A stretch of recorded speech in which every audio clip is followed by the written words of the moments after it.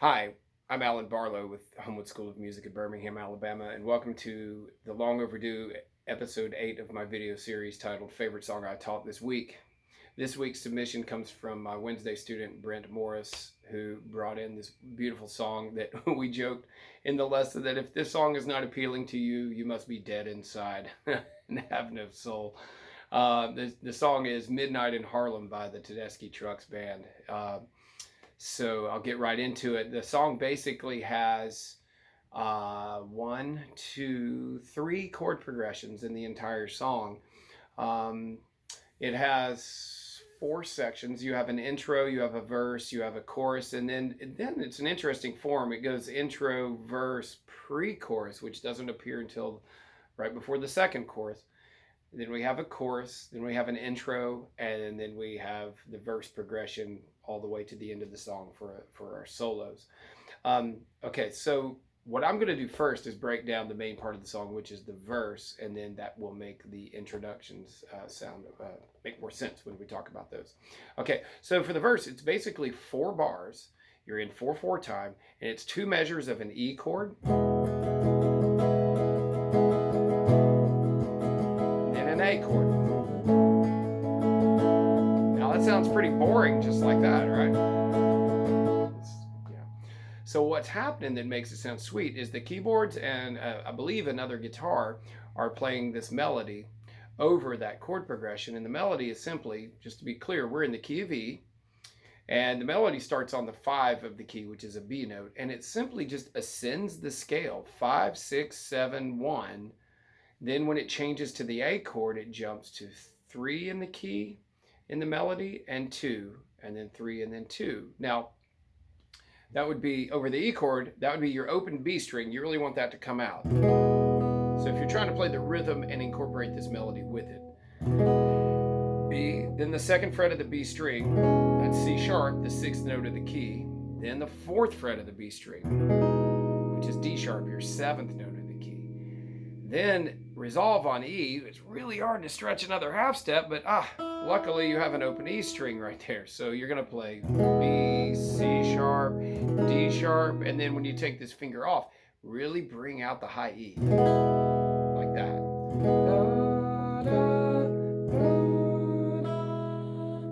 In this basic rhythm.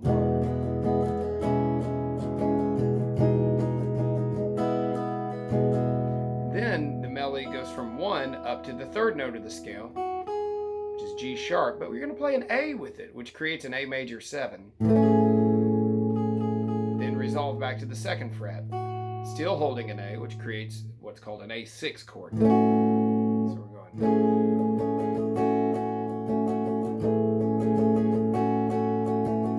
And that's the parts of that you need for the verse and to put the chords and the melody all together in one. So here it is all together. 1.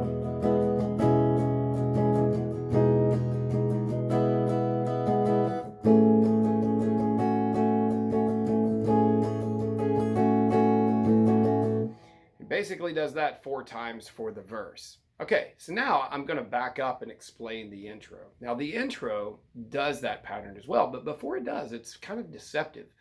It plays 4 measures of just E first.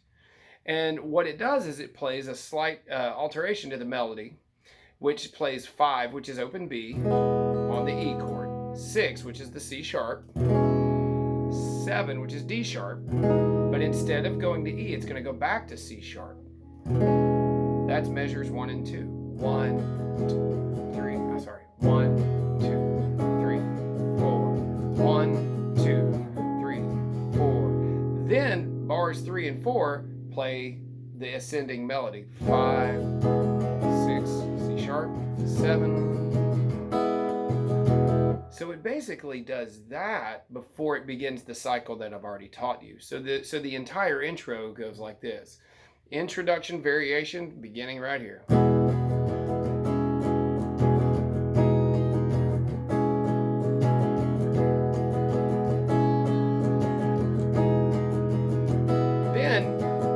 It begins the cycle I've already taught you. So you'll hear that same exact melody back to back. Here it comes again. B, C sharp, D sharp, E,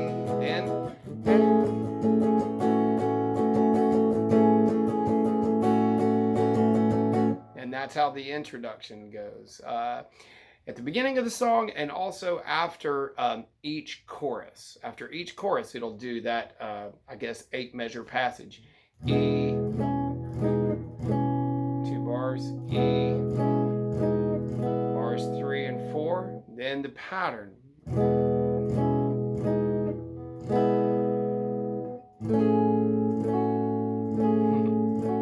So it's a little unusual how it's pieced together. So anyway, moving on, introduction, verse, then we go to our first chorus. Now our first chorus is A, and you hear the piano play it like a little sus4 thing. So you can play A and you can play A sus4. But I think it kind of translates better to the guitar, and I think the guitar voicing is actually up here, which is the 7th fret, 6th fret, and 5th fret of D, G, and B. I like to use my thumb to get a little more warmth out of my A note, my root note, and the fact that my next chord after this chord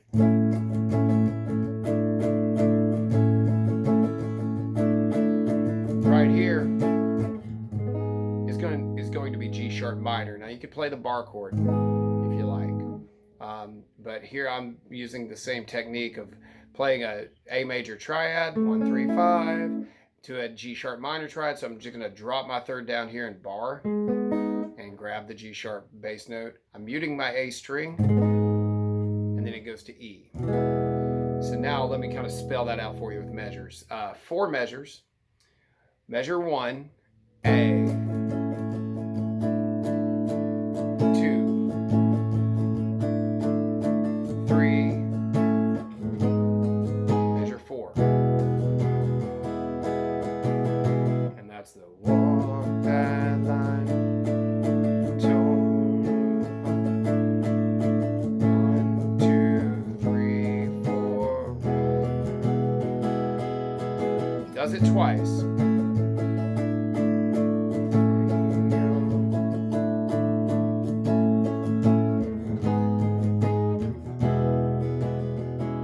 Cool. Now technically what happens is it's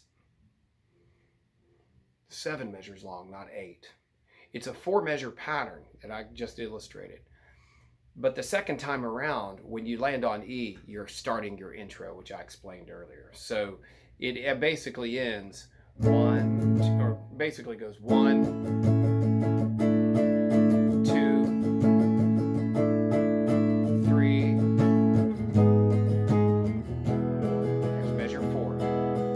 5.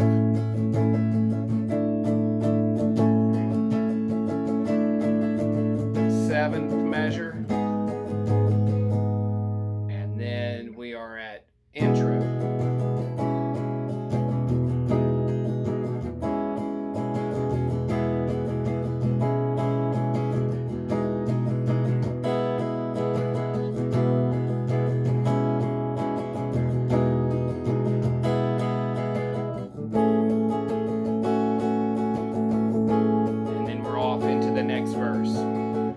Cool. Now the next verse does the main pattern that I explained at the beginning of the video 4 times, just like the first verse does. But then what happens is it does this pre-chorus, which lyrically is where it says, and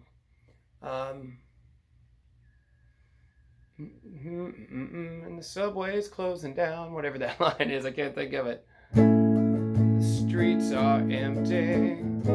Oh, then it's not G sharp minor, it becomes G sharp 7. Great little key change twist there.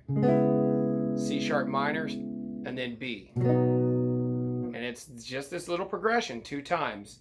A, G sharp 7. I like playing mine like so. I don't like playing these big fat bar chords with the 5th in there on the bass side. If I were rocking, yeah, sure, but it's not rocking, it's groovy, it's smooth.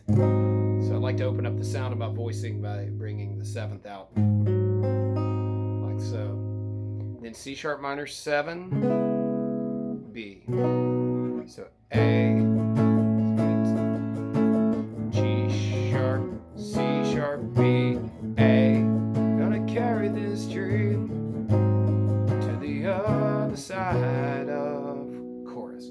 Walk that chorus.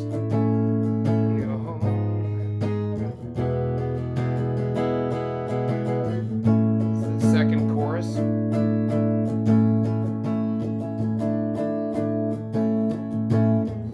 In the intro.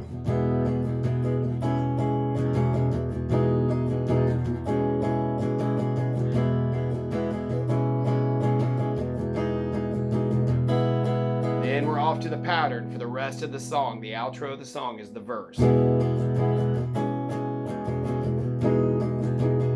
Derek does all of his magic over that. So a little on that. I don't claim to be quite near the slide player that Derek Trucks is, but just for you guys.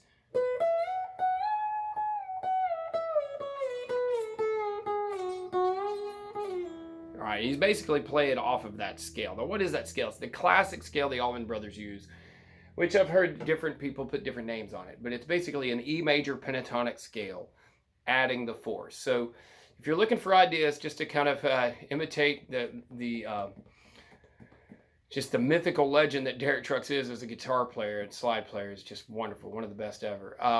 You know, what you want to have is the right musical tools, and the musical tool incorporated throughout most of his lead is the E major pentatonic scale with the 4 added. So let me spell that out and we'll wrap up. It's the E major scale: do, re, mi, fa, sol, la, no T, no 7. So that's one other way to look at it. The major pentatonic scale is 1, 2, 3, 5, 6. So he just incorporates the 4. 1, 2, 3, 4. 1, 2, 3, half step to 4, 5, 6, no 7. Now the 7 would sound lovely in the song because they actually play it in the melody, but sorry.